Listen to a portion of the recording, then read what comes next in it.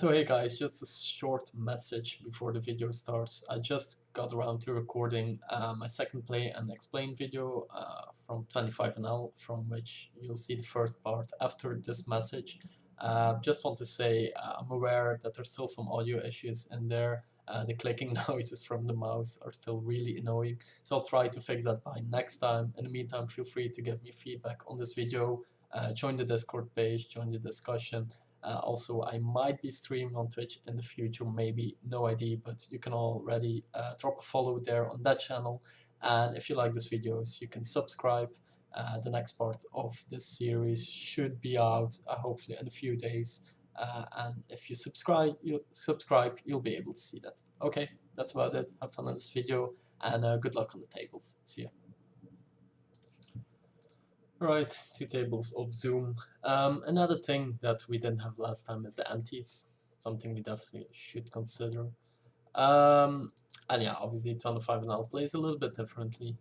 You'll start seeing a little bit more of aggression. Yeah, not too much though. You can still be very aggressive on these stakes in general. And you'll actually have less of those sticky regulars. So 25 and out is one of those stakes where like 3-betting, 4-betting is gonna net you a lot of profit in the long term. So pre-flop we want to go to 2.8 instead of 2.5, and then yeah, guess exploitatively we can go 3x from this position, because basically if we go way too wide in those spots, people generally need to call about 80 to 90% of their hands, and they're just not gonna do that. So they're not gonna reach the minimum defense frequencies. So we're gonna be out profiting if we go really wide with a smaller betting size, basically. Here, I'm gonna make it a little bigger than I should, because he makes this basically so small. That's a good spot to basically punish him for the small sizing little bluffs, and I like to still be a little bit balanced here again. Because of the antes, I'm gonna be opening pretty wide, and on post flop I'm not gonna get too out of line anymore. It's a decent board to bet, and we can barrel on certain turns, but we do get floated a lot on this board, and it's not gonna be too great on the turn. Here we can definitely raise it up with ace queen offsuit. We're gonna make it about 6 times, so yeah, 375. Jack 6 suited could have opened, definitely fine open. And basically, if we do get called, we're gonna be very cautious, even though, yeah, we should be pretty wide here. Still not a great spot to go out. We face like a min 4-bet. We're still gonna be done with this hand because he's gonna have aces, kings in there, maybe ace king, but yeah, this definitely looks really strong. And with this hand, we're just dominated by a lot of his range. I wouldn't mind calling a hand like queens, jacks, stands there, maybe. But a hand like ace queen, that's just too easily dominated by his range. We're just gonna lose too much money post-flop to make this profitable. Again, being pretty aggressive here, lots of 3-betting. So yeah, ace-9 suited, definitely a standard open. Here we get 4-bet by this guy. I can quickly check the stats, but yeah, usually we're not really gonna do anything about that. We're gonna have a lot better hands in our range. At the moment, our 3-bet stat is 26%, and only 40 hands, obviously, but still. That shows how aggressive we are on these stakes. It's actually close, 5-4 suited with the antes, but still a fold. Pocket fours, fold. Pocket kings, we're gonna play, obviously.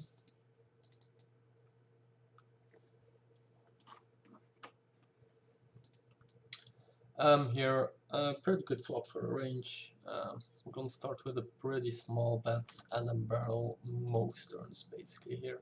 Because we expect them to be calling with a lot of weak ace-x, a lot of 6x, 5x, and then pocket pairs. And we can definitely put a bunch of pressure on there. Now the 9 isn't the greatest, but it's definitely a card where we're gonna consider triple barreling here.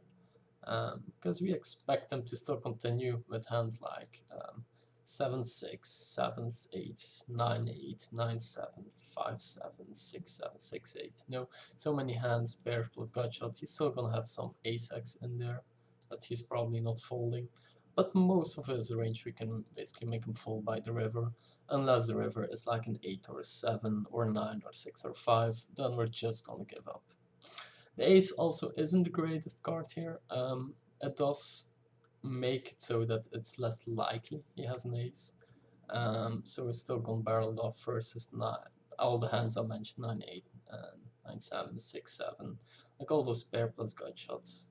I don't want to go too big here though, because he definitely still has a bunch of ace-x in there. He might also get pretty sticky on this board, so basically still representing a strong ace, but it's not really necessary to go too big because we're mostly targeting those 9x, 6x, 5x, pocket 8s, pocket 7s. All those can definitely find a fold versus just sizing, so I kind of like this.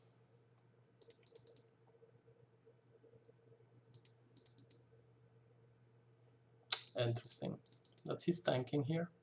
And he does call with 7-6. One of those hands we would definitely were targeting, and I wouldn't expect him to be calling. So usually I just make a note that he's gonna be pretty stationary. It's a pretty nice call, I gotta say. Like in theory and practice, I do think it's a bit too stationary by him, and it's not what I would expect. King 10 3 with a hand like ace 4 suit where we don't have a lot of equity, could consider starting to barrel, but we don't really have to. Here, 6 jack suited, we got showdown value, we got a pretty nice flush draw, but there's not really a reason to bet here. Basically, we get a lot of action from better hands, and we can easily check, call the turn, evaluate the river with a hand like this, even though this is definitely not the greatest turn. And then turn here, when he bets, we're just gonna fold, and here we're also gonna fold. Yeah, this definitely looks very value heavy, and there's not a lot we can do here.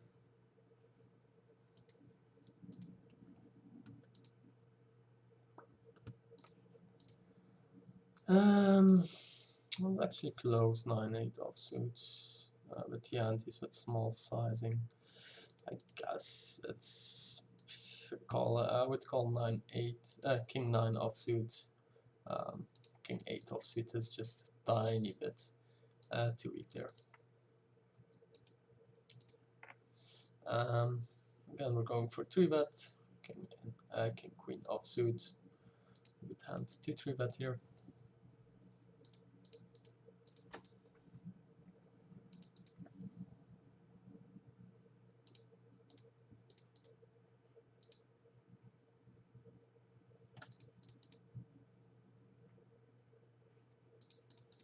Okay, here we have the open-ender. It's a board where it's definitely gonna hit our range a lot more than his. He can still have a bunch of gut shots type of hands, queen x, jack x, but with this hand we also block a portion of those.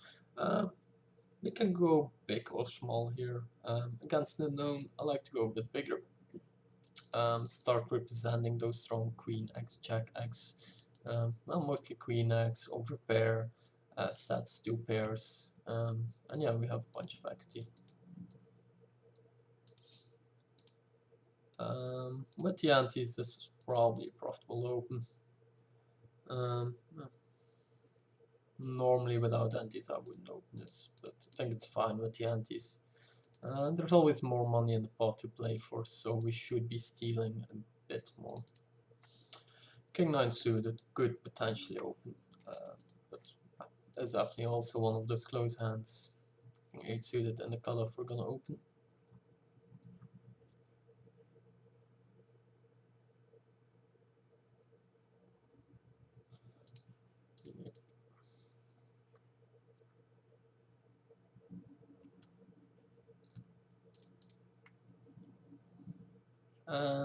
Jack 8 against 3.5x. I think we have to fold this here.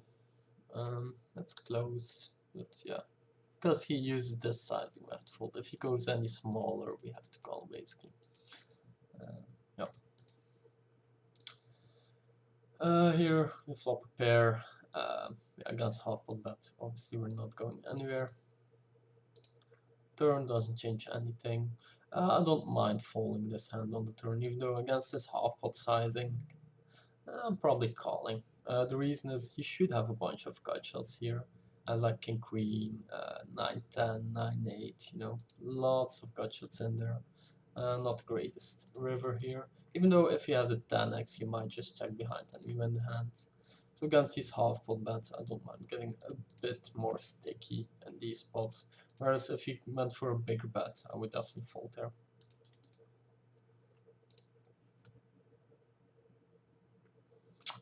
Queen queen 6. Exploitatively, what I like to do here on these boards is go for a small c-bet, where I expect him to be calling with most of his range, and then on the turn, we can keep barreling, where I think it's going to be pretty tough for him to continue with most of his range on the turn. So yeah.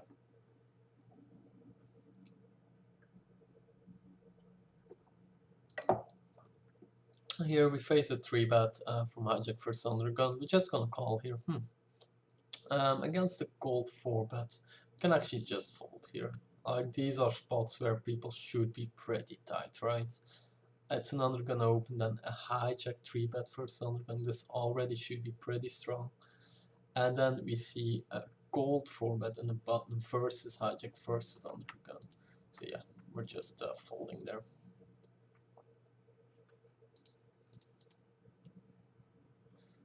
Like, we gotta think what's the worst hand he's gonna 4-bet there. Is he gonna 4-bet ace queen? Probably not, right? Maybe ace king, and then yeah, just queens, kings, aces, and against that range we just don't do too great. Here also 3-2 suited. I think we have to open because of the antes. I don't love opening these hands. They're definitely profitable. Ace queen offsuit. I don't like my sizing a bit too big, but definitely a hand we want to be 3-betting for value. Big blind versus small blind. 3-4 offsuit is then too weak to go for a steal.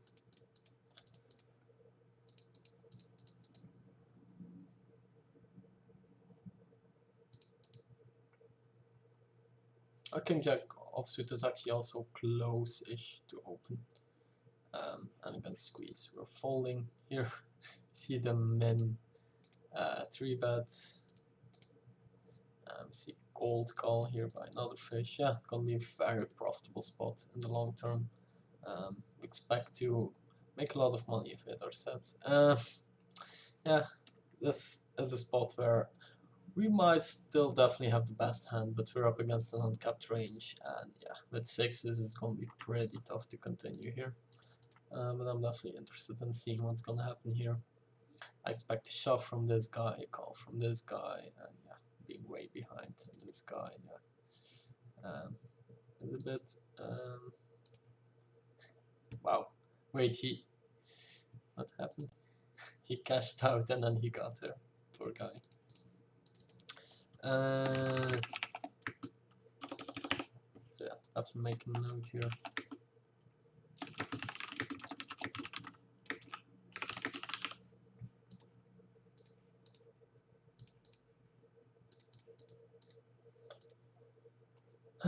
Here, yeah, we actually should have bet this turn. Against the stationary guy, I'm still gonna raise here. Doesn't make a lot of sense for him to be betting here. It's a spot where I should have bet the turn, to be honest. I wasn't entirely sure what I was doing. I was watching the replay, and it's a really nice spot to go for a raise on turn because he's not representing a lot of hands, right? We are also not representing a lot of hands, but I don't suppose our opponent will figure this out. So pretty nice spot to go exploitatively for a raise. He's gonna have a really hard time to defend there with a lot of his range, basically. But again, the standard play should be 2-better. when we have some.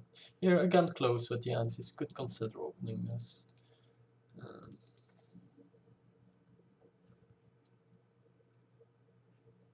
So yeah, basically some people wonder how should we adapt to the antes, and my general advice would be to or basically keep the same ranges and just change your opening sizings a little bit to um,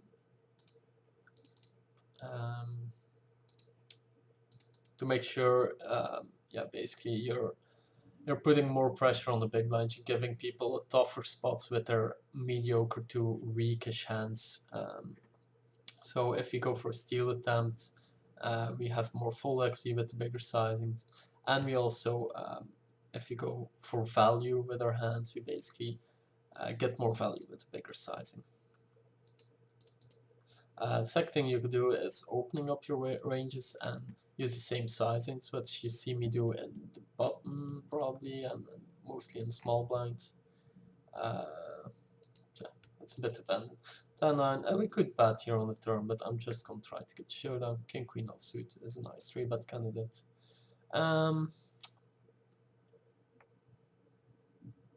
Yeah, gonna go for a min bet. I know this looks really weird and greedy.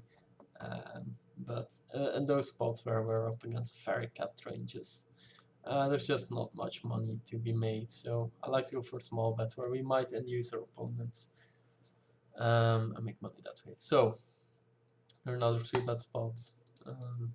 Right. Yeah, I'm just gonna check the flop. Turn is close between betting and checking. Basically, we're not too worried about flushes. We're not too worried about king X because that doesn't hit too often. And now we're gonna bet small, and we're gonna have to call if he raises, basically. A7 suited, one of those hands again. Without antes, I would fold this generally. With the antes, it becomes a profitable open. Interesting flop. We could do a lot of things. We could go big, we could go small, we could check. I do like going for a check. The reason is that now it looks like we have a very capped range. But if we do hit flush, yeah, we're still expecting to be making a lot of money. We can actually go pretty big for value here, because this is a spot where we look really capped when we check the flop. So it's a really spot where he could get pretty sticky, because our hand doesn't make a lot of sense, right? If you go on the turn, it's like, yeah, what value hands do we really have on this turn? Besides on 10s, jacks, queens, maybe 8s, and then a hand like 8-7 maybe. So yeah, our opponent might get sticky in those spots. We could go for a squeeze here, just gonna fold. Another spot where we could squeeze actually. Yeah, I'm actually gonna squeeze here in the spot. You could call, that's fine, but the problem with a hand like this is that it's hard to realize our equity post-flop, out of position. So yeah, on this flop, we're just gonna give up.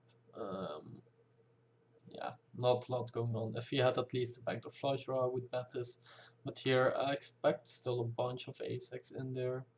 Yeah, I guess this guy can also have ace-6, ace-7. They both can have pocket 6, pocket 7s. Interesting turn. I expect to mainly have the best hand here. But if you get raised, obviously tough spot. But yeah, we need to bet for a bit of protection here, especially a lot of bet river cards. We're generally gonna have the best hand. So yeah, because we bet.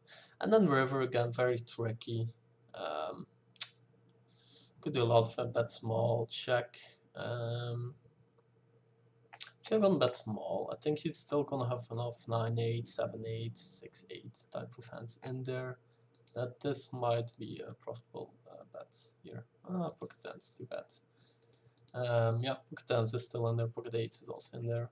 I expect people when they go for min raise pre-flop to be leaning more towards sort of middling hands.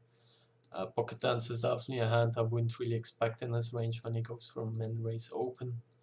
So yeah, that's I guess one of the better hands he can show up with there. But yeah, we do still get value again against a lot of worse hands. So I like my bet.